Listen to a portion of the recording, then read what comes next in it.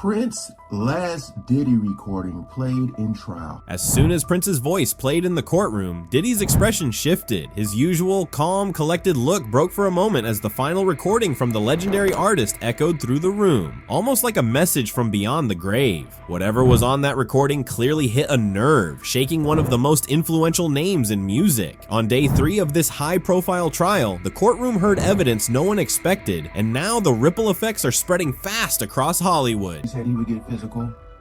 The one male guy who did things for Diddy and Cassie said he witnessed him get physical. Don. So again, we talked about how the domestic charges aren't, what he's being, what he's on trial for. But boy, it's stacking up. And I feel that the jury is going to take that into consideration. The first Diddy party I went to was at Prince's house. So you want to go to Prince's house to the Diddy party where Tyrese is performing and Demi Moore and Ashton Kutcher are swinging on swings. That is what's happening on the other side of the wall. And so the one thing that makes this party different than a Jamie Foxx party or any other celebrity party that wrangles a bunch of young women or guys or whatever too, is that Diddy didn't let you bring your... Day 3 of the trial started off much like the others. Reporters rushed in early to claim prime seats, celebrities quietly slipped through side entrances, and legal teams got to work arranging their notes with practiced ease. But there was a different energy in the air that morning. The courtroom wasn't just full, it was buzzing. Security was noticeably tighter. Normally, a few guards are expected in a case like this, but today there were twice as many. 4 officers took up positions directly behind Diddy's table, something that hadn't happened on the previous days. Later, a court insider mentioned that specific orders had been given that morning, though no one explained why. Diddy walked in looking calm and confident. Dressed in a sharp navy suit, he nodded to familiar faces in the gallery and even gave a quick smile. His legal team surrounded him like a protective wall, quietly discussing strategy. He looked like someone who believed he had everything under control. What he didn't notice, though, was what was happening at the prosecution's table. 2 tech experts were setting up equipment that hadn't been used earlier in the trial. They were quietly testing cables and talking with the lead prosecutor, who kept glancing over at Diddy with a look that was hard to miss. Something was definitely coming, and it looked like only the prosecution knew what it was. Whispers were already circulating. A reporter later told me people were texting across the room, trying to guess what kind of bombshell the prosecution was about to drop. You could just feel it building. Then the judge came in and handled the usual formalities. But before moving on, he made a rare announcement. I want to remind everyone that no matter what evidence is presented today, I expect complete order in my courtroom. He scanned the room, pausing just long enough to make it clear he meant business. Any disruptions will lead to immediate removal. The prosecution started off in their usual style, methodically walking through prior testimony, connecting pieces of evidence, laying out the timeline again. It was almost routine. Then, out of nowhere, the lead prosecutor stopped mid-sentence. Your Honor, at this time the prosecution would like to present key audio evidence that was recently authenticated by our forensic team. She stepped forward with a small black device in hand. Diddy's legal team jumped up with an objection, arguing that they hadn't been properly informed about this new evidence. A tense sidebar followed. Diddy's attorneys were clearly upset, waving their arms and pressing their case. But after a few minutes, the judge sided with the prosecution. The evidence had been disclosed properly during discovery. He gave the go-ahead. That's when it all changed. The prosecutor turned to the courtroom and said, "What you're about to hear is the final private recording made by Prince Rogers Nelson before he passed away." The entire room went still. Reporters stopped typing. You could literally hear people inhale at the same time. Prince, the icon, the legend, was about to speak from beyond the grave. Diddy's lead lawyer quickly reached out and grabbed his client's arm. The color drained from Diddy's face so fast you could see it happen. His entire legal team pulled in close, whispering urgently as the prosecution hooked up their device to the courtroom's audio system. Right before a single sound played, the atmosphere in the room completely changed. It was like the energy shifted all at once. One person who was always anti-Diddy and was always speaking about Diddy as a problematic person was 50 Cent. He would do a lot of foul shit, like behind the scenes he would do some foul shit, like. But I also didn't participate. I also didn't go to those parties. Yeah. Puffy was playing with your booty in Miami. The second Diddy saw 50 Cent walk into that courtroom, his reaction said it all. His eyes got wide, his jaw tightened, and you could see his hands trembling under the table. This wasn't the calm, in-control music mogul we've known for years. By the third day of the trial, witnesses said Diddy had completely lost his cool, especially after 50 Cent openly voiced his support for Cassie. What happened next took everyone in the courtroom by surprise, and it might just change the entire direction of this case.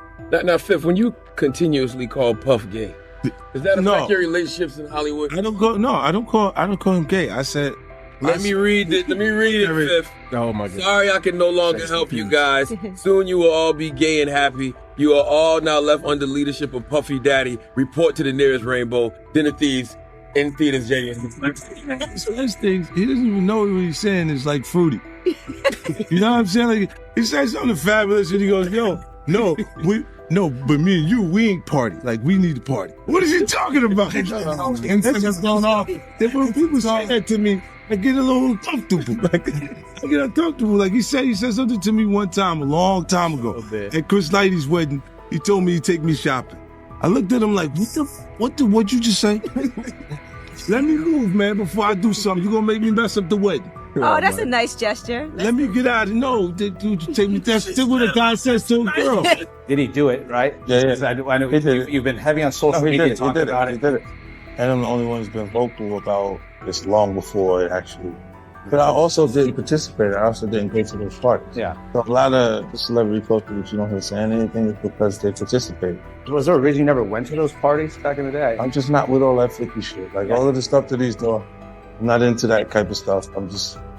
For 3 decades, Sean Diddy Combs built his career around maintaining a polished image. We've seen him glide down red carpets with a flawless smile, handle tough interviews like a pro, and come out of public scandals looking completely unbothered. His brand was all about being the cool, collected music mogul who never cracked under pressure. Remember that 2017 interview where a reporter asked about rumors of hush money paid to former employees? Diddy just smiled, straightened his suit, and smoothly redirected the conversation, didn't even flinch.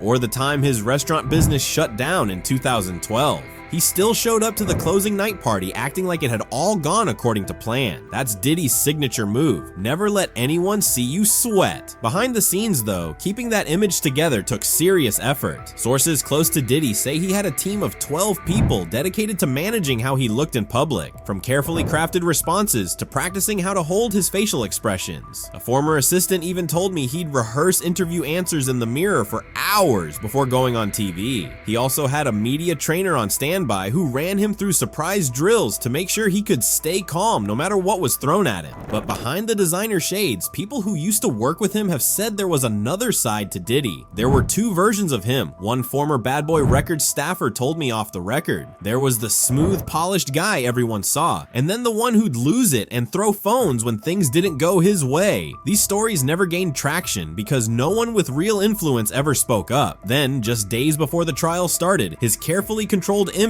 began to slip. Photographers caught him snapping at a fan asking for a selfie outside his lawyer's office. Not long after, at a pre-trial press conference, he gripped the podium so tightly his knuckles turned white. Small details maybe, but for someone who's spent millions managing his public persona, they stood out. PR crisis manager Tanya Rodriguez explained to me that public figures like Diddy build up these flawless images like fortress walls. But when the pressure gets high enough, those walls can start to crack, and when they do, it all comes crashing down fast. That's exactly what played out on day 3 of the trial. Multiple people inside the courtroom said the Diddy everyone knew completely unraveled. Court reporter Marcus Jenkins described him as visibly shaking when certain pieces of evidence were shown. His leg was bouncing so hard the defense table was actually moving, Jenkins said. Diddy cut off his own lawyer not once, but 3 different times, each interruption louder than the last, until the judge finally had to step in. Things hit a boiling point when Diddy suddenly yelled out in the middle of someone's testimony, pushing Judge Harmon to give him a stern warning. One more outburst and he'd be held in contempt of court. People watching said his face was twisted with anger, a look the public hasn't seen in his entire 30-year career. It looked like he was trying to pull himself back together, but then the courtroom doors opened and everything shifted. In walked the last person Diddy ever expected to see siding with his accuser, someone who's been a longtime rival in the music world, someone with a grudge and the power to make serious waves. The second 50 Cent entered the room, witnesses said Diddy's face drained of all color. Turns out that it's just been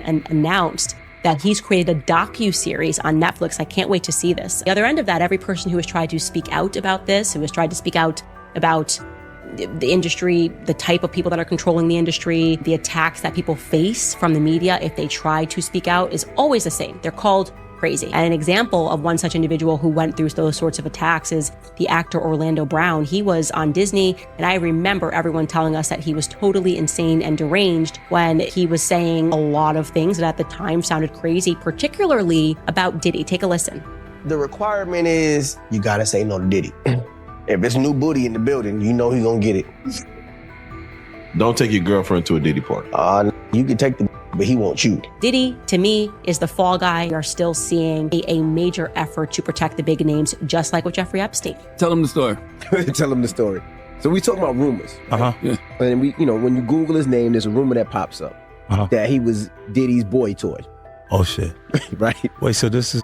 So Charlamagne said... It's not true, but I told after he brought up this stuff with you, I said, you know what 50 gonna say when he meets you? No, I don't know that was going on. You know, I can't wait to run into him again. What you gonna say to him? Puffy was playing with your booty in Miami. You know what 50 gonna say to you when he sees you. What? I heard Diddy touch the butt. Yeah. Wait till I see him. Wait till I see him. I'm like, yo. Yeah. What's happening with Puffy? I know you're not really